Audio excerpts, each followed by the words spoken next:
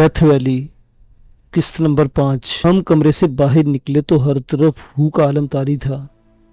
برف باری کا سلسلہ شروع ہو چکا تھا۔ آسمان سے برف روئی کے گالوں کی مانند گر رہی تھی۔ دور مہمان خانے کے داخلی گیٹ کے قریب روشنی نظر آ رہی تھی۔ رات کے محافظ یقیناً گیٹ کے پاس اپنے کیبن میں گھسے ہوئے تھے۔ ہم درختوں اور دیواروں کی اوٹ لیتے ہوئے کچن کی عمارت کے عقبی طرف آئے۔ انچارج وانگ کا کوارٹر ہم نے دن کی روشنی میں ہی تاڑ لیا تھا۔ یہ ایک منزلہ خاصا بڑا مخروطی چھت والا کوارٹر تھا، جس کی چار دیواری کے اندر شاہ بلوط کا ایک بے جوڑ تنے والا قدیمی درخت بھی تھا۔ میرے پاس لیوگر اور حیدر کے پاس اس کا پسندیدہ کول تھا۔ کوارٹر کے ارد گرد گھوم پھر ہم نے سنگون لی۔ اندر مکمل تاریکی اور خاموشی کا راج تھا۔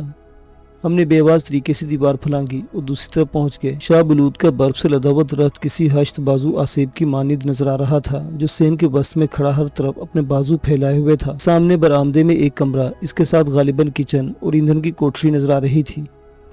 حیدر کی اطلاع کے مطابق وانگ اس کوارٹر میں تنہا ہی رہتا تھا۔ ہم نے ہر ممکن احتیاط کے ساتھ کچن اور ملکہ کوٹری کا جائزہ لیا۔ وہاں کچھ بھی نہیں تھا۔ کچن بھی بے آباد پڑا ہوا تھا۔ کچن سے ہی ایک کھڑکی ملکہ کمرے میں کھلتی تھی۔ حیدر کے کان کے پاس میں نے بے حد آہستہ آواز میں کچھ ہدایات دی۔ اس نے سر ہلایا اور تیار ہو گیا۔ میرے ایک ہاتھ میں لیوگر اور دوسرے میں ٹارچ تھی۔ جیسے ہی حیدر نے پاؤں کی ضرب سے کمزور سی کھڑکی توڑی، میں نے ٹارچ آن کر دی۔ طاقتور ٹارچ نے دوسری طرف کا منظر روشن کر دیا۔ دبیز قالین پر دو نفوس اونی گدوں میں خواب خرگوش کے مزے لے رہے تھے۔ کھڑکی ٹوٹنے کی آواز نے انہیں بیدار کر دیا۔ ایک اونی نمائندہ برق رفتاری سے ہٹا اور اس میں سے سیاہ بالوں میں چھپا ایک نسوانی چہرہ نمودار ہوا۔ بلا شبہ وہ لی تھی۔ میں نے ٹارچ کا رخ اس کے چہرے کی طرف کر دیا۔ خبردار حرکت کی تو گولی مار دوں گا۔ میرا ارادہ میرے لہجے میں مضبوطی بن کر چھلکا تھا۔ لی اپنی جگہ پھڑ پھڑا کر رہ گئی۔ دوسرے نمائندے سے ہانپتا کانپتا وانگ بھی نمودار ہو گیا تھا۔ لی نے تیز روشنی سے بچنے کے لیے ایک بازو موڑ کر آنکھوں پر رکھ لیا تھا۔ میں نے لی کو نشانے پر رکھا اور وانگ کو دروازہ کھولنے کے لیے کہا۔ دروازہ کھلتے حیدر نے کمرے میں داخل ہو کر ان دونوں کی مشکیں کس دی تھیں۔ کھڑکی کے ٹوٹنے کی آواز خاصی زوردار تھی۔ حیدر سنگون لینے کے لیے کوارٹر سے باہر نکل گیا۔ یہ کوارٹر قدرے الگ تھلگ تھا، اس لیے امید کی جا سکتی تھی کہ کوارٹر کے اندر کھڑکی ٹوٹنے کی آواز نے کسی کو متوجہ نہیں کیا تھا۔ تھوڑی دیر بعد حیدر مطمئن ہو کر واپس آ گیا۔ چھوٹی چھوٹی آنکھوں، کھدری جلد اور زرد سی رنگت کی بھرپور جسم والی لی بندھی ہوئی کینہ توز نظروں سے ہماری طرف دیکھ رہی تھی۔ اس کی چھوٹی چھوٹی آنکھوں میں خاص قسم کی چمک تھی۔ یہ جنونی سی چمک تھی۔ میرا تجربہ تھا کہ ایسے لوگ اپنے کاز کے لیے سر دھڑ کی بازی لگا دیتے ہیں۔ حیدر نے ان دونوں کی بندشیں دوبارہ چیک کی۔ ٹارچ میں نے کمرے میں موجود ایک لکڑی کے سٹول پر ایسے زاویے سے رکھ لی تھی کہ لی اور وانگ اس کی روشنی براہ راست زد میں رہیں۔ میرے اشارے پر حیدر نے بغلوں میں ہاتھ دے کر وانگ کو میرے سامنے کھڑا کر دیا۔ میں نے کہا، تم دونوں سب سے پہلے یہ بات اچھی طرح ذہن نشین کر لو کہ ہم تمہارے دشمن نہیں ہیں۔ ایسا ہوتا تو تم دونوں اس وقت وادی کے خونخوار محافظوں کے نرغے میں ہوتے۔ وانگ کا کانپنا جاری رہا۔ لی مکمل طور سے حواسوں میں تھی، بولی، تو پھر تم کون ہو؟ کیا چاہتے ہو؟ یہ گفتگو انگریزی میں ہو رہی تھی۔ میں نے کہا، میں وہی ہوں جس کے ساتھ تمہارا پہلے بھی کچن کی چھت پر ٹاکرا ہو چکا ہے۔ اس وقت اگر میری زبان خاموش نہ رہتی تو تمہیں گھیرنا بے حد آسان تھا۔ لی نے قدرے اطمینان کا سانس لیا۔ ہاں، میں خاصی حیران ہوئی تھی۔ مجھے لگا تھا کہ میرا پکڑا جانا یا مارا جانا یقینی ہو گیا ہے۔ تمہاری پراسرار خاموشی نے مجھے حیران کر دیا تھا۔ میں نے کہا، تم کہاں چھپی ہوئی تھی؟ کچھ دیر پہلے تو یہاں سرچ آپریشن ہوا ہے۔ کیا یہ تمہارے لیے جاننا ضروری ہے؟ نہ بتانا چاہو تو مجھے کوئی فرق نہیں پڑتا۔ میرے لیے یہی کافی ہے کہ تم میرے سامنے ہو۔ لی نے چلنے میں متذبذب رہنے کے بعد کہا، تم دشمن نہیں ہو، اس لیے بتا دیتی ہوں۔ باہر سین میں موجود شاہ بلوط کے چوڑے تنے میں اوپر کی طرف اتنی جگہ ہے کہ وہاں ایک لڑکی سکڑ کر چھپ سکتی ہے۔ میں نے کئی گھنٹے وہاں گزارے ہیں۔ اس طرح کی گفتگو سے ہمارے درمیان اطمینان بحال ہو گیا۔ وانگ انگریزی نہیں سمجھتا تھا، اس لیے ساری گفتگو لی ہی کر رہی تھی۔ حیدر نے سہارا دے کر لی کو دیوار کے ساتھ ٹیک لگا کر بٹھا دیا اور اس کی ٹانگوں پر اونی نمائندہ پھیلا دیا۔ وانگ کی خاص ضرورت نہیں تھی، اس لیے اسے لٹا کر اس پر اونی نمائندہ ڈال دیا۔ لی نے بتایا کہ وانگ بہت پہلے سے اس کے ساتھ ملا ہوا تھا۔ مشکل وقت کے لیے ہی اس نے شاہ بلوط کے تنے میں چھپنے کی جگہ بنائی اور حفظ ما تقدم کے طور پر بنائی یہ جگہ آخر کام آ ہی گئی۔ میرے اور لی کے درمیان گفتگو کا سلسلہ شروع ہوا۔ اس کی مشکیں بدستور کسی ہوئی تھی اور میں اس کی طرف سے پوری طرح چوکس تھا۔ حیدر ارد گرد سے باخبر رہنے کے لیے باہر نکل گیا تھا۔ میں نے اسے جانچنے کی غرض سے کہا، ایک خلقت تمہارے لیے دیوانی ہو رہی ہے۔ بلیک واٹر نے میری فیملی کو یہ یرغمال بنا کر مجھے مجبور کر دیا ہے کہ تمہیں یہاں سے نکال کر ان کے حوالے کروں۔ اس کے علاوہ بھی متعدد طاقتور لوگ تمہیں اپنی تحویل میں دیکھنا چاہتے ہیں۔ اس کی آخر وجہ کیا ہے؟ میں نے جان بوجھ کر دلائی لاما کا ذکر نہیں کیا تھا۔ لی کے کھدرے چہرے پر جو مسکراہٹ ابھری، اسے میں کوئی معنی نہیں دے سکا۔ وہ بولی، کرنل سام جیسے لوگوں کے لیے کام کر رہے ہو اور بے خبری کا یہ عالم تمہاری سادگی پر قربان ہونے کو جی چاہ رہا ہے۔ مجھے جھوٹ بولنے کی کیا ضرورت ہے؟ میں نے بتایا ہے کہ میری فیملی کو انہوں نے یرغمال بنایا ہوا ہے۔ اس دفعہ اس نے ایک نئے زاویے سے میری طرف دیکھا۔ تمہارا ذاتی تعارف کیا ہے؟ میں نے کہا، پاکستان کے مغربی علاقے سے تعلق رکھنے والے علی یار خان کا نام تم نے سنا ہے کبھی؟ لی نے آنکھیں سکیڑ کے میری طرف دیکھا۔ میں ملجگے اندھیرے میں تھا مگر نقوش پہچانے جا رہے تھے۔ لی بولی، اگر تم پہاڑی تیندوے کے نام سے معروف علی خان کا نام لے رہے ہو تو اس کا یہاں کیا ذکر؟ میں غائبانہ طور پر جانتی ہوں اسے، تصویروں میں بھی دیکھ رکھا ہے۔ میرے خد و خال میں تبدیلی کر دی گئی ہے، میں ہی علی یار خان ہوں۔ چند لہجوں کے لیے میں نے ٹارچ کا رخ اپنے چہرے کی طرف گھمایا تھا۔ لی بولی، تمہاری بات پر یقین نہ کرنے کی کوئی وجہ نہیں ہے۔ تمہیں سامنے دیکھ کر خوشی ہو رہی ہے۔ بہت کچھ سنا ہے تمہارے بارے میں، خاص طور پر پچھلے چند دنوں میں تمہارے جان لیوا دشمن موہن ٹھاکر کے ساتھ رہی ہوں۔ تمہارے لیے اس کے اندر صرف بھسم کر دینے والی آگ ہے۔ اس آگ کی مجھے پرواہ نہیں، میں اس کی چتا کو آگ دے کر ہی وادی سے جاؤں گا۔ کیا تم جانتی کہ وہ یہاں کس مقصد کے لیے آیا ہے؟ اس سوال کا مقصد جاننا تھا کہ لی دلائی لاما کے لیے کام کر رہی ہے یا کسی اور کے لیے۔ تمہیں ڈھونڈتا ہوا آیا ہے۔ اسے بھنک ملی تھی کہ تم وادی میں ہو۔ اوہ، اس کا مطلب ہے اس نے تمہیں اندھیرے میں رکھا ہے۔ لی چونکی۔ میں سمجھی نہیں۔ سمجھ جاؤ گی، پہلے یہ بتاؤ، انڈیا میں مقیم دلائی لاما سے تمہارا کیا تعلق ہے؟ لی کے چہرے پر کبیدگی نمودار ہوئی۔ میرا تعلق ایک روایتی اور قدیمی مذہبی فرقے سے ہے۔ ہم عظیم بدھا کے محافظ ہیں۔ دلائی لاما مذہبی لبادہ اوڑھے ایک سیاسی شخصیت ہے۔ میرا یا میرے قبیلے کا اس سے کوئی تعلق واسطہ نہیں ہے۔ میں نے کہا، تمہاری اطلاع کے لیے عرض ہے کہ وہ تمہاری خاطر ہی وادی میں آیا ہے۔ اسے دلائی لاما نے لانچ کیا ہے۔ لی کے ہونٹ بھنچ گئے، آنکھیں سوچ کی گہرائی میں اتر گئی۔ میں سوال دہرا رہا ہوں، ایسا کیا ہے جو یہ سب لوگ تمہارے لیے دیوانے ہو رہے ہیں؟ تم بولو گے تو ممکن ہے ہم مل جل کر کوئی حل نکال لیں، نہیں تو میرے ایک اشارے پر بلیک واٹر والے جدید ترین ہیلی کاپٹر پر دندناتے ہوئے آئیں گے اور تمہیں ان درندوں کے حوالے کر کے میں اپنی فیملی کو بچا لوں گا۔ لی طنزی انداز میں مسکرائی۔ اشارہ دینے کے لیے تمہیں پورا مواصلاتی نظام چاہیے۔ وادی کی فوج بھی بہترین ہتھیاروں سے مسلح ہے۔ بلیک واٹر والوں کا پہلے بھی ایک حملہ یہ لوگ ناکام بنا چکے ہیں۔ تم یہ بلف نہ ہی کراؤ تو اچھا ہے، میں نے اپنا جوتا اتارتے ہوئے کہا۔ وادی والوں کے جدید ہتھیار میرا درد سر نہیں، مجھے صرف تمہاری اپنی تحویل میں لے کر اشارہ دینا ہے۔ تم میری تحویل میں ہو اور یہ دیکھ لو، موٹے سول کے جوتوں کی ایڑیوں میں نصب جدید ترین اور بے حد مختصر مواصلاتی سسٹم دیکھ کر لی کی آنکھیں کھلی کی کھلی رہ گئی۔ اس سے فوراً ہی میری بات پر یقین آ گیا۔ حالانکہ بلیک واٹر نے لی کو وادی سے باہر نکال لانے کی ذمہ داری مجھ پر لا دی تھی، افغانستان اور گرد و نواح کے ممالک میں اب انہیں امریکن لاجسٹک سہولت میسر نہیں تھی۔ لی گہرا سانس لے کر بولی، کرنل سام اور دلائی لاما سمیت جو لوگ مجھے اپنی تحویل میں دیکھنا چاہتے ہیں، انہیں شک ہے کہ 92 سال پہلے منظر عام پر آنے اور پھر فوراً ہی غائب ہو جانے والی کچھ نایاب عظیم بدھا کی مورتیاں میرے پاس ہیں جو میں نے عزت مآب کے محل سے چرائی ہیں۔ یہ سب لوگ ان مورتیوں کے لیے دیوانے ہو رہے ہیں۔ ہمارے درمیان کچھ دیر کے لیے خاموشی کا وقفہ آیا۔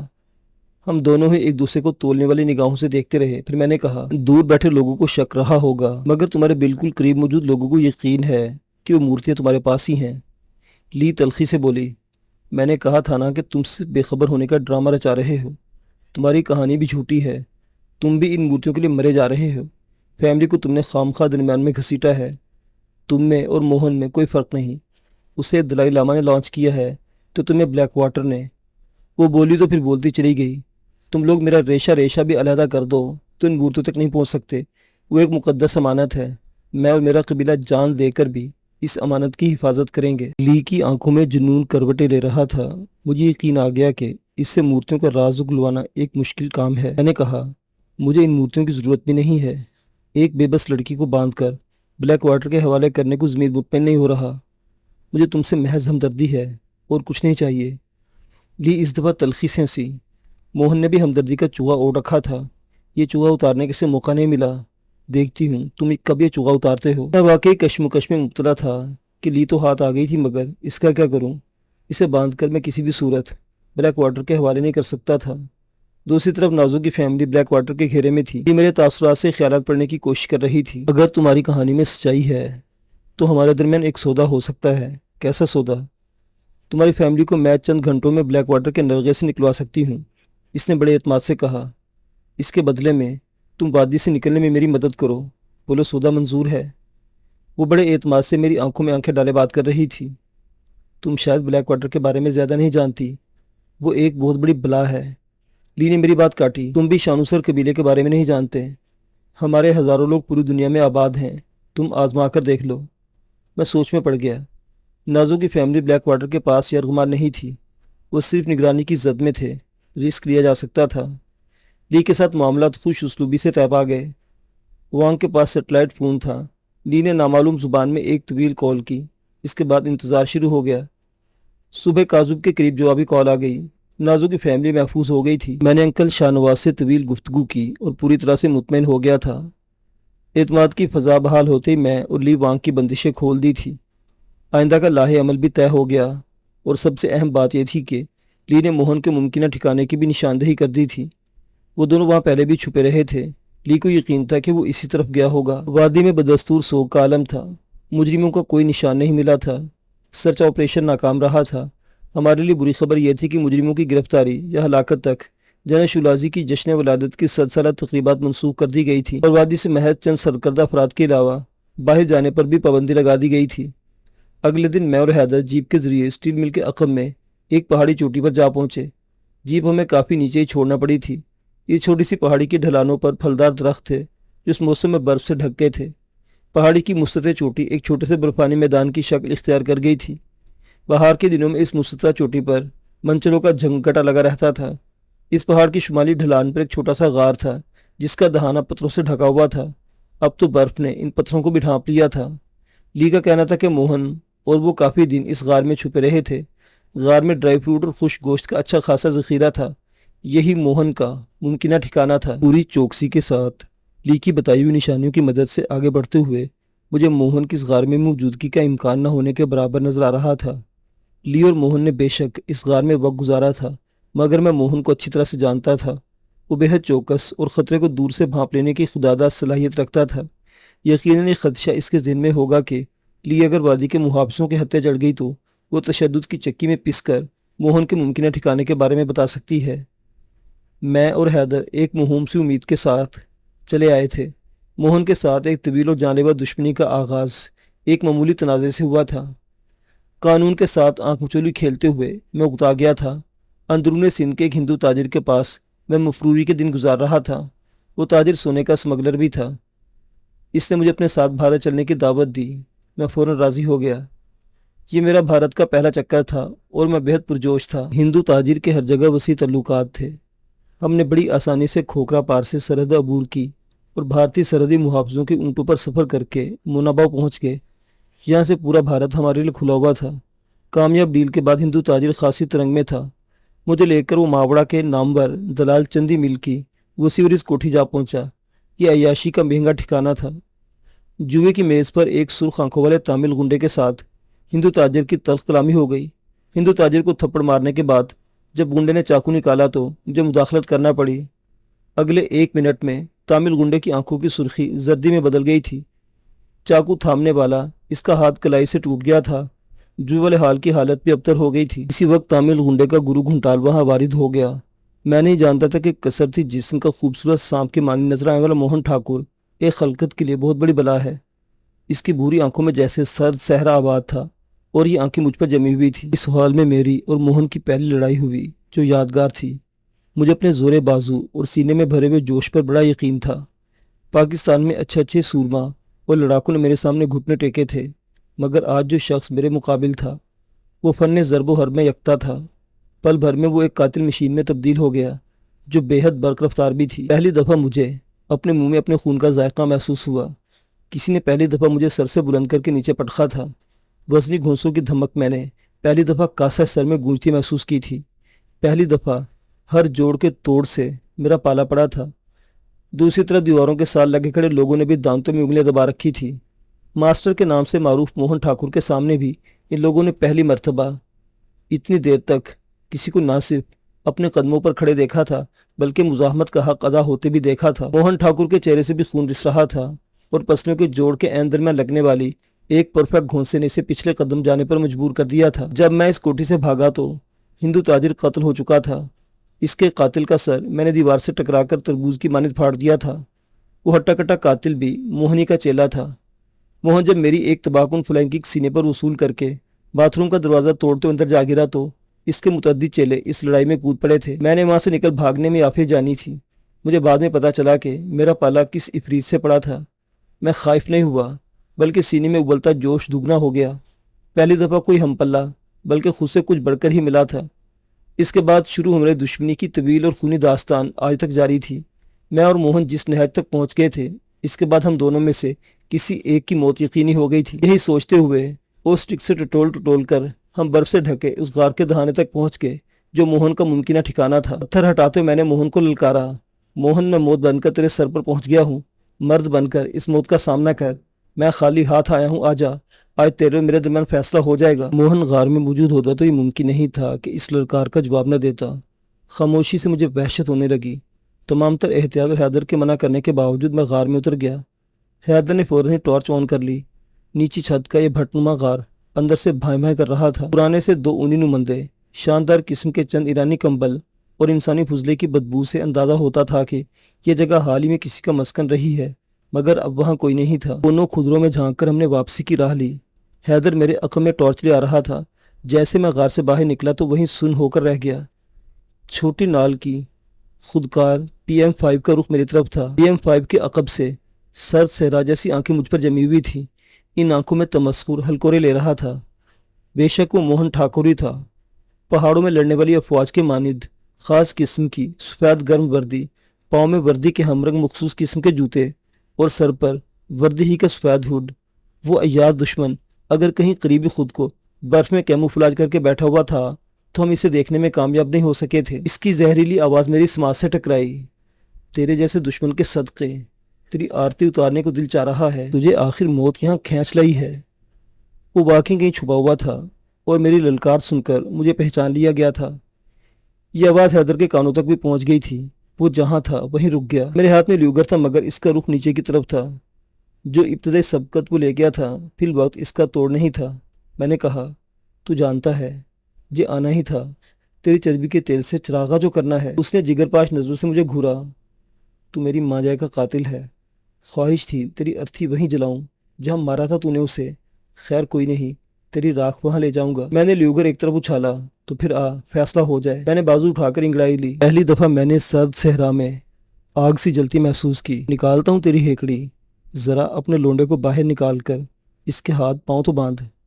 ये कैसे मुमकिन था कि वो हैदर से बेखबर रहता। मैंने हैदर को बाहर आने के लिए कहा। मोहन की हदायत के मुताबिक इसने पहले कोल्ट बाहर फेंका, फिर दोनों हाथ बुलंद करके गार से बाहर आ गया। इस दौरान मोहन की चौकसी और भी बढ़ गई थी। हैदर ने जलती हुई नजरों से मोहन की तरफ देखा। मोहन ने मुझे निशाने पर रखते हुए एक डोरी मेरी तरफ उछाली। मुझे मजबूरन हैदर को इसी डोरी से जकड़ना पड़ा। अकब में इसके हाथ बांधने के बाद इसके दोनों पांव भी मैंने जोड़ के बांध दिए। वो बेबसी से होंठ काटता रह गया। हैदर की बंदिशों से मुतमिन होकर उसने भी PM5 एक तरफ फेंकी और अपना वर्दी जैसा लिबादा उतारने लगा। मैंने भी अपनी जैकेट उतार दी। थोड़ी देर बाद मैं और मोहन बर्फ से ढकी मुस्तदा चोटी पर एक दूसरे के मुकाबिल थे। हमेशा की मानिद मोहन का एतमाद दीदनी था। जैसे दुनिया से सैकड़ों मील दूर इस बर्फानी वीराने में आज फैसला होने जा रहा था। या तो मोहन ने मुझे मारकर अपने मन की प्यास बुझानी थी, या फिर मैंने इसका दिया हमेशा के लिए बुझा देना था। एक दूसरे को परखते हुए हम दोनों एक दायरे में घूम रहे थे। मोहन तसव्वुर में किसी मंजिल से लुत्फानंदोज होते बोला, तेरे जानिसार गुलनवाज की चीखें आज भी कानों में रस खोल रही हैं। वो तेरी प्रेमिका का सुंदर जलता हुआ कोमल बदन। इससे ज्यादा सुनने की मुझ में ताब नहीं थी। मैं अपनी मखसूस फुर्ती के साथ इस पर झपटा। टांगों की तरफ लपकते हुए मैंने हवा में जिस्म को रोल किया और मोहन के नफरत अंगेज चट्टान जैसे वजूद से जा टकराया। हम दोनों नीचे बर्फ पर गिरे थे। मैंने लेटे लेटे इसके पसले पर घुटना मारना चाहा तो वो तेजी से रोल होकर दूर हट गया। अगले ही पल हम दोबारा से एक दूसरे के सामने खड़े थे और मैं मोहन के चकमे में भी आ गया था। फिरकी की मानिद घूमकर बज़ाहिर इसने मेरे घुटने को निशाना बनाना चाहा था। मैं झुका तो इसका पाँव मेरी गर्दन के करीब लगा। मैं उलट कर गिरा। ताखीर का मतलब तबाहकुन था। वो जंगली बाज की सी बरकफदारी से मुझ पर झपट रहा था। मैंने कमर के बल लेटे जानबूझकर ताखीर की। वो हवा में उड़ता हुआ आया। अगले ही पल बरकफदारी से मैंने इसे दोनों पाँव पर लेकर उछाल दिया। इसके बाद एक वहशियाना दीवानगी ने हम दोनों को ढांप लिया था। मेरे जहन से सब कुछ निकल गया। याद था तो इतना कि मद्दे मुकाबिल मेरी नाज़ों की दर्दनाक मौत का जिम्मेदार है گل نواز والا زخم تو ابھی بالکل نیا تھا، دوسری طرف بھی بھائی کے خون کی پیاس تھی۔ اگلے چند منٹوں میں ہمارے درمیان خونریز لڑائی ہوئی۔ میری قمیض چیتھروں میں تقسیم ہو گئی تھی، سینہ، گردن اور چہرہ خراشوں سے بھر گیا تھا، منہ میں اپنے ہی خون کا ذائقہ محسوس ہو رہا تھا۔ موہن نے میرے سر پر کوہنی سے اپنی مخصوص ضرب لگائی تھی، جس کے سبب سر میں دھماکے ہو رہے تھے۔ دوسری طرف موہن کا بھی حال مجھ سے مختلف نہیں تھا۔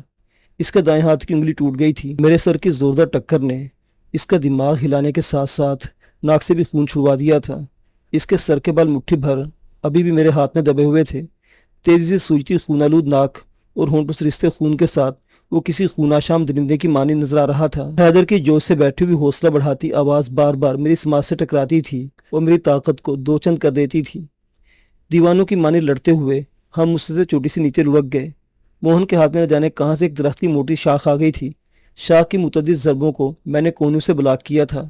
میری کوہنیاں چھل گئی تھیں اور درد کی لہریں شدت سے اٹھ رہی تھی۔ موہن دیوانوں کی مانند مجھ پر وار کر رہا تھا۔ زیادہ جوش میں وہ ہوش کھو بیٹھا اور شاید بھول گیا تھا کہ اس کے مد مقابل کو دوست دشمن نے پہاڑی تیندوے کا نام دیا تھا تو اس کی کوئی نہ کوئی وجہ تو رہی ہوگی۔ وہ ڈھلوان کے نیچے والے رخ پر تھا۔ شاخ کے وار سے بچنے کے لیے میں برق رفتاری سے جھکا اور پھر اسی رفتار سے ایک ابھرے ہوئے پتھر پر دونوں پاؤں ٹکا کر پلٹا۔ بلندی نے میری رفتار کو مہمیز دی تھی۔ میرے دونوں پاؤں جڑے ہوئے پوری قوت سے موہن کے سینے پر لگے تھے۔ اس کے پاؤں اکھڑ گئے، وہ جیسے ہوا میں اڑتا ہوا ایک برف پوش درخت سے جا ٹکرایا۔ میں اس تک پہنچا تو بے سود پڑا تھا۔ مجھے لگا کہ اس کا کھیل ختم ہو گیا ہے۔ میں نے اس کی پسلیوں میں ٹھوکر مارنے کی کوشش کی تو اس کمبخت نے کربٹ بدل کر میرا پاؤں ہوا میں ہی تھام کر زوردار جھٹکا دیا۔ میں نیچے گرا تو اگلے ہی پل وہ میرے اوپر تھا۔ پہلے اس کا گھٹنا پسٹن کی مانند برق رفتاری سے حرکت میں آیا اور میرے پہلو میں لگا۔ درد کی تیز لہر نے لہجہ بھر کے لیے میرے جسم کو سن کر دیا۔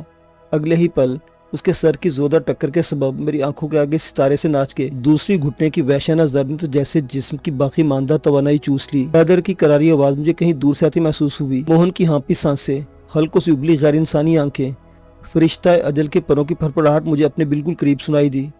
میری پنڈلی سے شکاری چاقو بندھا ہوا تھا، مگر موت کو قریب پا کر بھی میں اسپرٹ کی خلاف ورزی نہیں کرنا چاہتا تھا۔ موہن ایک عیار فائٹر تھا۔ اس نے تیزی سے قریب آتی فتح کو محسوس کر لیا تھا۔ اس کی توانائی دو چند ہو گئی تھی۔ میں نے آخری حربے کے طور پر ٹانگوں کو ہوا میں گھما کر اس کی گردن میں ڈالنے کی کوشش کی، مگر کامیاب نہیں ہوا۔